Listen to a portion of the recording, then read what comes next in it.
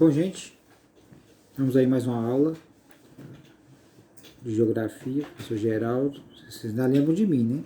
Apesar de a gente ter contato uma vez só, mas eu não esqueci de vocês, não. Tô com muita saudade de vocês, certo?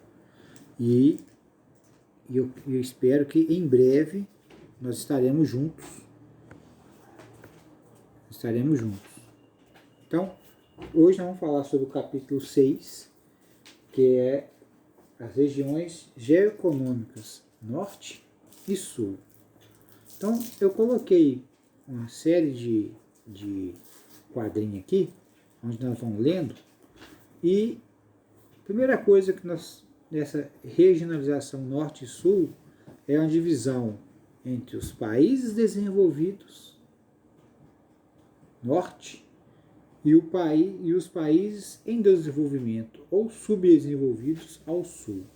Aí vocês vão falar assim comigo, mas o professor, mas o que separa Norte e Sul do mundo é o Equador, a linha do Equador. Não, a linha do Equador, ela separa o hemisfério Norte e o hemisfério Sul. Aqui nós estamos falando em regionalização, Norte e Sul, desenvolvido e em desenvolvimento, ou até mesmo subdesenvolvido. Então eu vou ir lendo aqui cada quadrinho desse para vocês irem entendendo, tá? Que o livro de vocês começa com países ricos e países pobres. É o primeiro tópico do livro de vocês. Então, vamos lá. A regionalização Norte e Sul foi elaborada para designar a atual conjuntura socioeconômica internacional em substituição à antiga divisão do mundo em países primeiro, segundo e terceiro mundo. O que quer dizer isso? Vou explicar. Aí vamos entrar na história. Até o ano de 1989, nós tínhamos essa divisão aqui. Primeiro mundo, segundo mundo e o terceiro mundo. Aí você fala, mas professor, o que quer dizer isso? Aí a gente vai pular aqui para o segundo quadrinho. Nessa antiga divisão, o primeiro mundo era composto pelas nações capitalistas desenvolvidas, caracterizadas pelo elevado PIB e das melhores condições de vida das populações. Então, os países desenvolvidos, vamos dar exemplo, Estados Unidos, Canadá, a Europa Ocidental toda, o Japão, a Austrália e a Nova Zelândia. Esses eram os países desenvolvidos. Aí o segundo mundo era composto pelas nações socialistas. Aí vocês vão falar assim, mas o que é isso, professor? Quando nós tivemos a Segunda Guerra Mundial, os países aliados eram os capitalistas e a União das Repúblicas Socialistas Soviéticas, a União Soviética, como era chamada. Então, esses países que tinham a economia planificada, onde está tudo na mão do governo, eram os países socialistas. Eu coloquei aqui. O segundo mundo era composto pelas nações socialistas alinhadas à União Soviética, economia planificada, que se caracterizava pelo alto grau de estatização de suas economias. Então, tudo estava na mão do governo. Certo? Então, na União Soviética era assim, tanto nos países socialistas. Já o terceiro mundo era formado pelas nações subdesenvolvidas, em especial aqueles países que se declaravam como não alinhados, ou seja, que não tomavam partido em favor de nenhum dos dois grandes polos mundiais. Então nós tínhamos países que nem era capitalista e também nem era socialista. Estavam ali no meio termo, que são os países do terceiro mundo. Porém, quando eu falei com vocês, até no ano de 1989, que quando chegou no ano de 1989, a União Soviética ela foi destituída, ela acabou.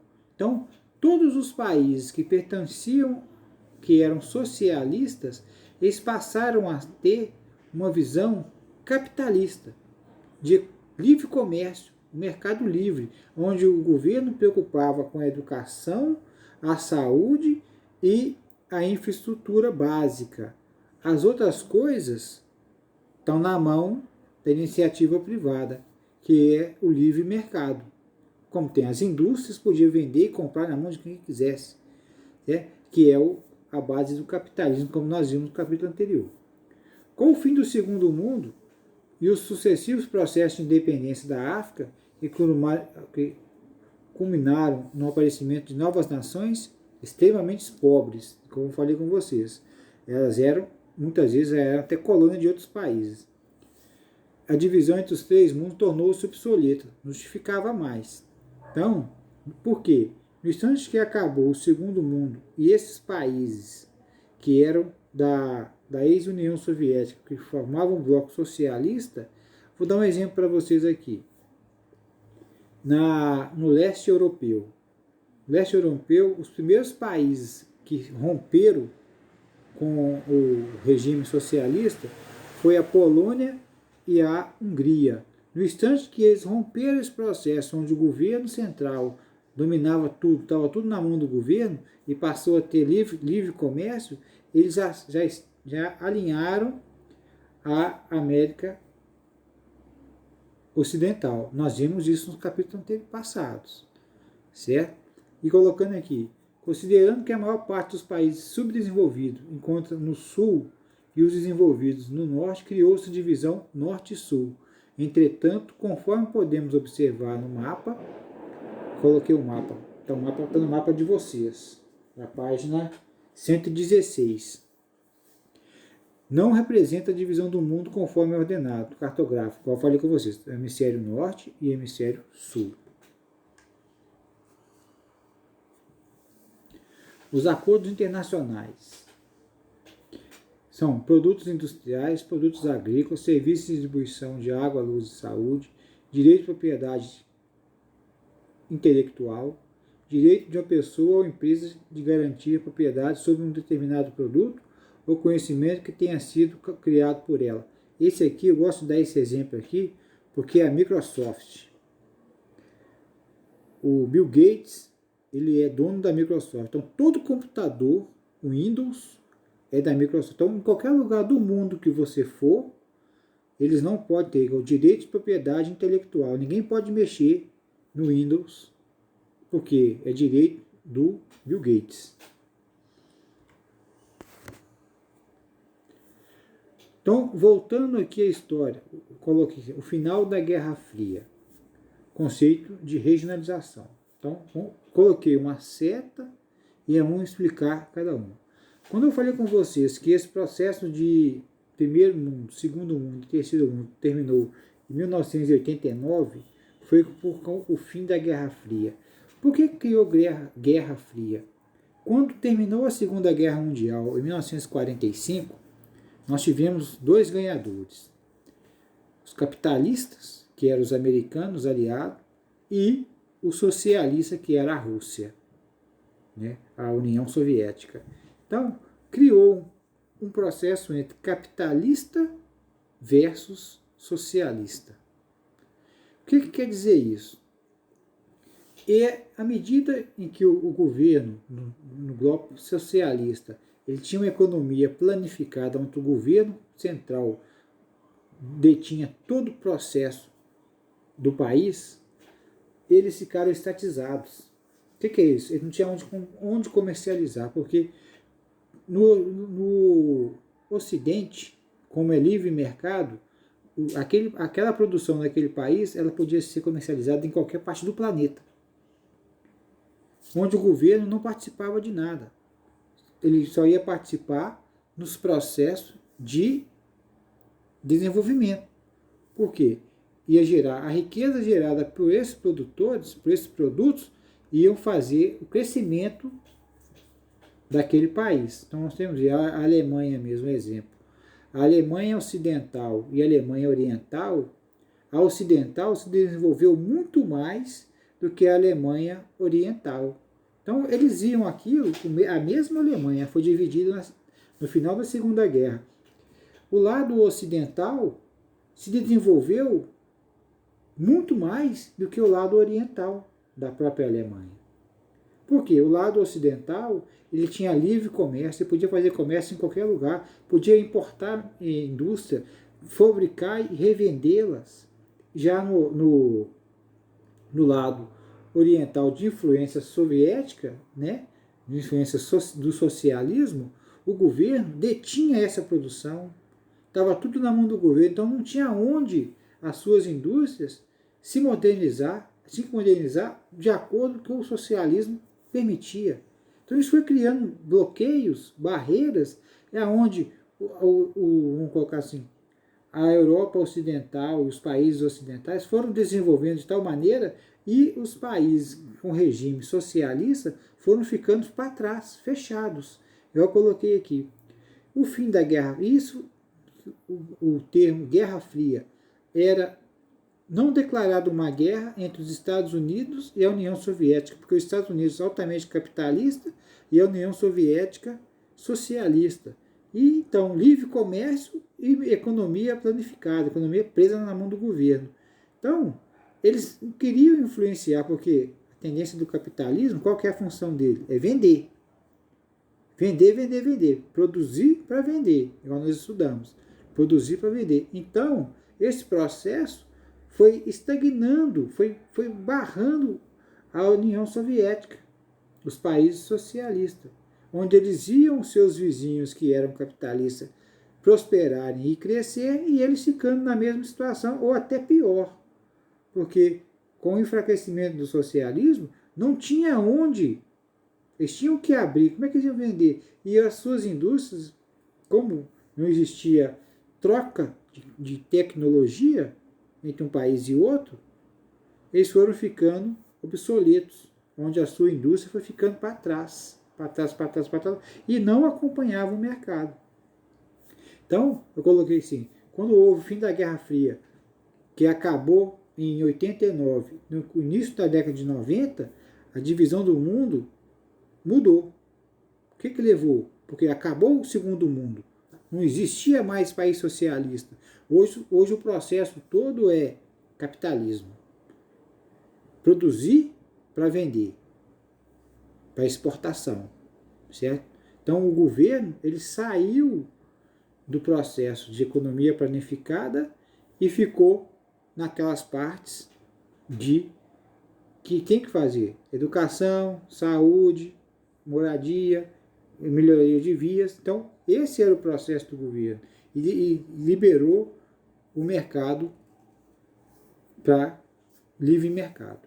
Então, igual eu coloquei aqui, a divisão do mundo se torna obsoleta, o que levou ao novo conceito de regionalização. Então, como eles fizeram a divisão norte e sul, esses países com influência, os países europeus, né, do leste europeu, da Europa, como nós vimos mais para, eles levaram e começaram a fazer o comércio entre a própria Europa e começaram a ter a troca de tecnologia.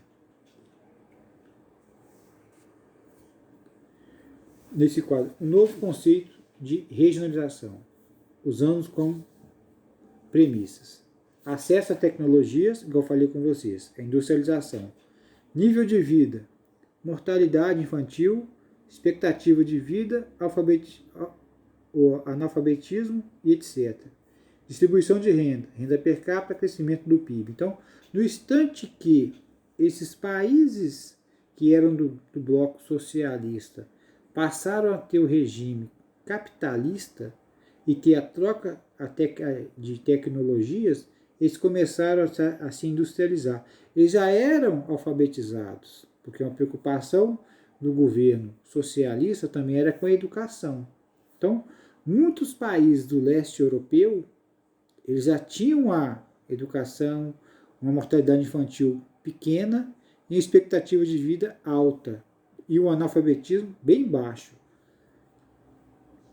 Então, para eles, esse processo é o processo que a gente vê hoje, diferente dos países do sul, aquela parte lá, ó, toda a América Latina, a África inteira, certo?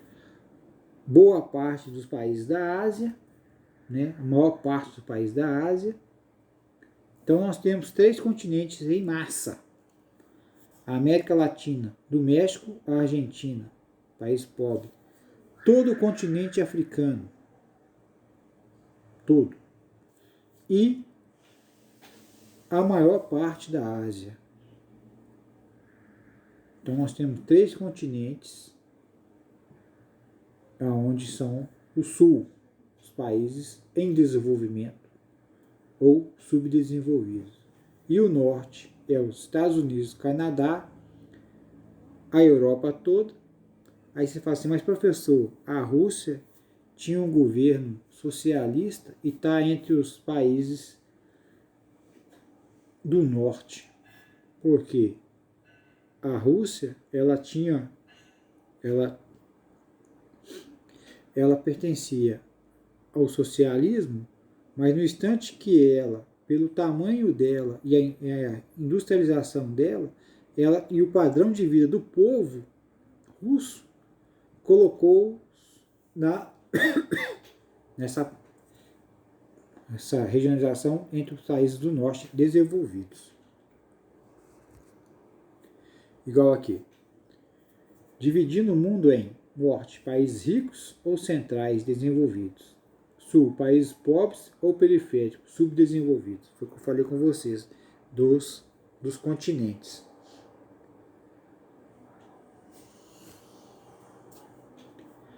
Para a gente ficar mais fácil, essa explicação que eu fiz nesse gráficozinho aqui, ficou muito legal. Vamos voltar agora na história, lá na época das colônias e metrópoles. Nós tivemos 2 tipos de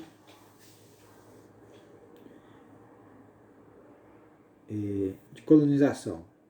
Nós tivemos a colonização de povoamento e a colonização de exploração. Os países onde a metrópole tinha o processo de povoamento, todas essas colônias hoje são do primeiro mundo, vamos colocar assim, os países ricos. Olha, professor, não estou entendendo, não. Vou dar 2 exemplos. Estados Unidos e o Canadá no nosso continente.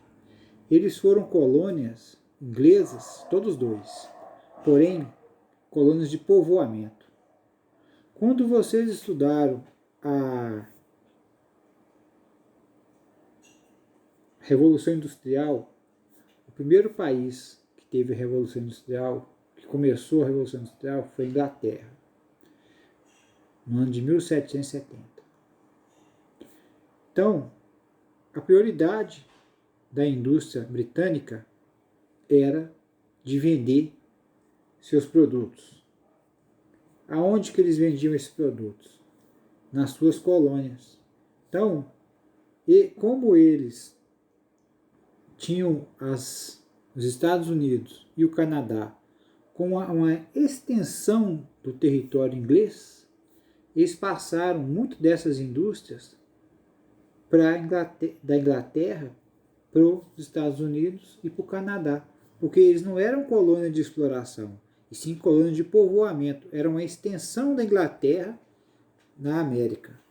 Então você pode reparar, gostaria que você depois fizesse essa pesquisa, todas as colônias inglesas de povoamento hoje são os países desenvolvidos.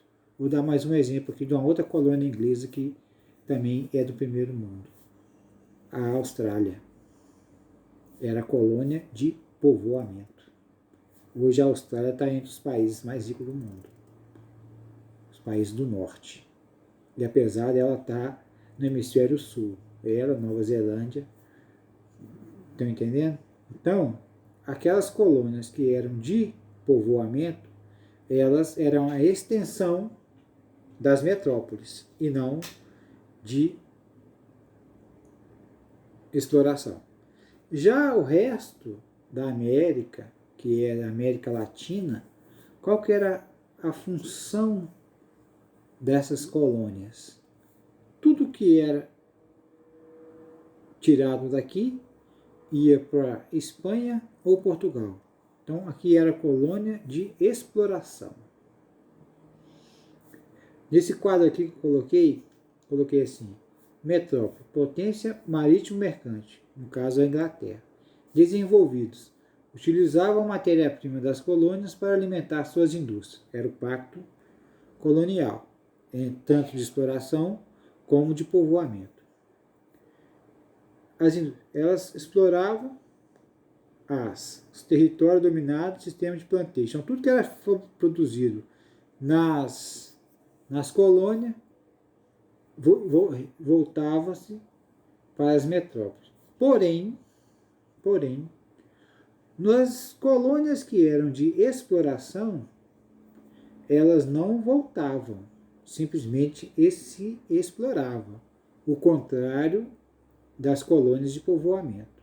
Tudo que era produzido nas metrópoles era revertido para as colônias de povoamento. Por quê? Era uma extensão do estado deles. Já nas colônias de exploração, simplesmente tiravam, exploravam tudo que podia e mandavam para as metrópoles, onde não existia esse retorno. Certo? Então, por isso que hoje todas as colônias de exploração são países subdesenvolvidos e todas aquelas colônias que foram de povoamento são países desenvolvidos. Então isso é o processo que levou essa separação do resto do mundo. Se você pegar pelo mapa, que vem logo em seguida aqui, nós vamos estudar o mapa agora, vocês vão ver nitidamente. Eu vou mostrar para vocês. Aqui, ó. Nesse mapa aqui, ó, que eu coloquei para explicar esse quadro anterior. Olha o que eu falei com vocês. Os países que foram colônias de povoamento, todos eles são países desenvolvidos. Igual aqui, ó, 2 exemplos melhor que tem: Estados Unidos e o Canadá. Eles eram colônias de povoamento do Reino Unido, que é a Inglaterra.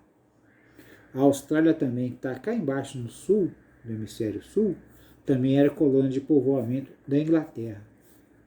De povoamento. Então, ela era uma extensão da Inglaterra. Então, tudo que era produzido aqui, eles também começavam a produzir nas suas colônias de povoamento, porque era uma extensão da sua casa. Ao contrário dos países que foram colônia de exploração, igual aqui, ó, do México à Argentina, a América quase toda. Você tira 2 países, os outros todos foram colônias de exploração. Então, tudo que estava aqui dentro foi tirado, o que eles podiam tirar e levado para Espanha ou Portugal. Espanha ou Portugal. Então, esse processo, ele ficou nítido. Não tem interesse nenhum de desenvolver esse pessoal. Eu quero é tirar o máximo deles, explorar. Diferente dos países que tinham como objetivo de povoamento, de crescer, expandir, né, o seu processo. E no instante que cada país desse passou a ter a sua independência, eles já tinham a sua industrialização também, porque como eles eram colônia de povoamento, as indústrias britânicas também foram para os Estados Unidos, onde os Estados Unidos se desenvolveu no seu parque industrial. Então, na Austrália, como no Canadá e todos os países que foi colônia de povoamento. Então, esse processo, ele ajudou. E no instante que eles viraram países e começaram a fazer o livre comércio, eles também entraram no processo de desenvolvimento humano, desenvolvimento das cidades, do bem-estar da população, da educação foi melhorando, porque não era de exploração, era de povoar. Então, se eu vou sair daqui da Inglaterra e vou morar lá na Austrália, eu quero as mesmas coisas que eu tenho aqui lá. Eu tenho aqui lá. Esse outro slide está escrito Norte e Sul. Economia com base no setor secundário e terciário, altamente consumistas. Estrutura industrial completa, produzem todo tipo de bens. Modernos e eficientes meios de transporte e comunicação. Desenvolvimento científico e tecnológico avançado. Baixa taxa de natalidade e mortalidade e alta expectativa de vida. Boas condições de alimentação, habitação e saneamento básico. E o ID, o Índice de Desenvolvimento Humano, elevadíssimos. Agora, olha o contraste. O Sul. Economia com base no setor primário, dependência econômica. Setor primário é agrário.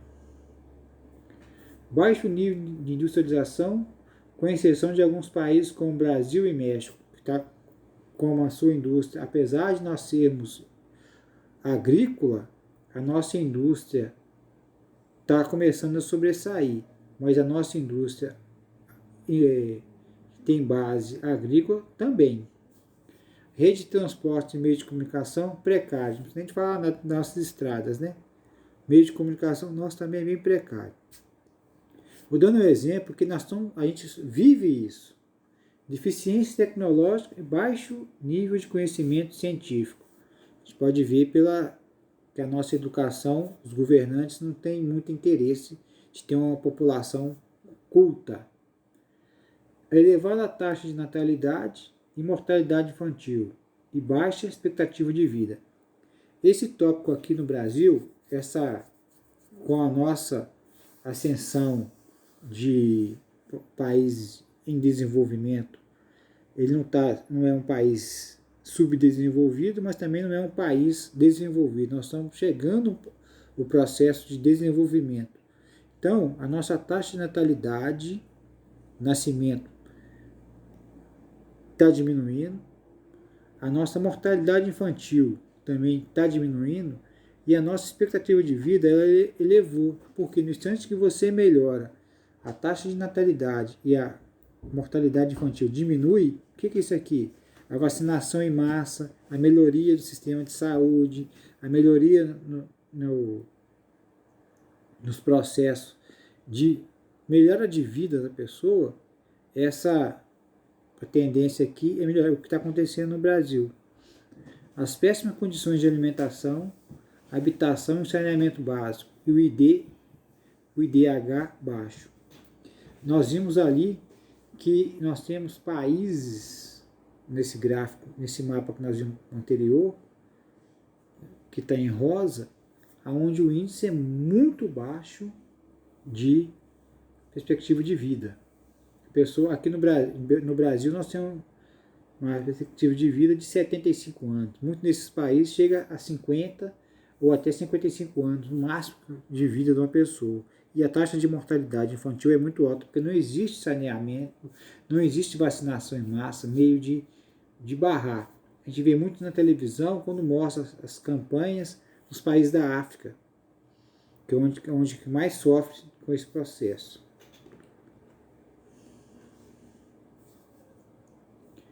Igual aqui, ó. Países desenvolvidos investem, países subdesenvolvidos. Quando a gente fala que eles investem no país subdesenvolvidos, porque tem mão de obra barata e numerosa. Muitas vezes são isentos de pagamento de impostos. Doação de terrenos por parte do governo. Remessa de lucro das transnacionais para a sede dessas empresas. E legislação flexível.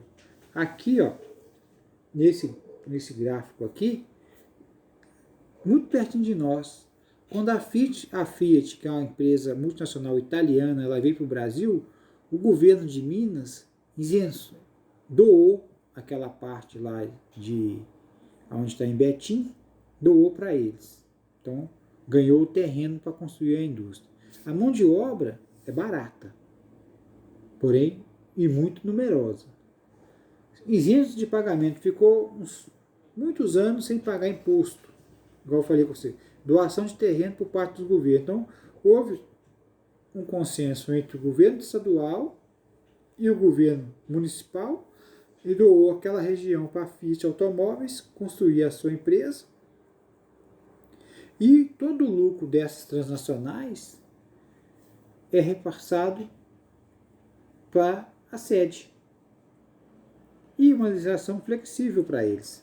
Já está falando aí isenção de pagamentos. Então, se você for analisar esse quadro aqui, não deixou de ser uma colônia de exploração. Continua sendo. Porque todo o lucro que é gerado dos carros da Fiat, ele é repassado lá para a Fiat. Continua lá para a Itália. Continua sendo uma colônia de exploração. Mão de obra barata, paga mínimo salário baixo, isenção de impulsão de impostos, doação de terreno por parte do governo, e onde sua legislação é flexível a favor deles. Tipo assim, vocês podem trabalhar aqui, vocês podem pagar X de imposto. Vocês estão entendendo? Nesse caso. Atualmente, os 20% mais ricos da população do planeta repartem entre si 82,7% da riqueza, enquanto os 20% mais pobres dispõem apenas de 1,4%.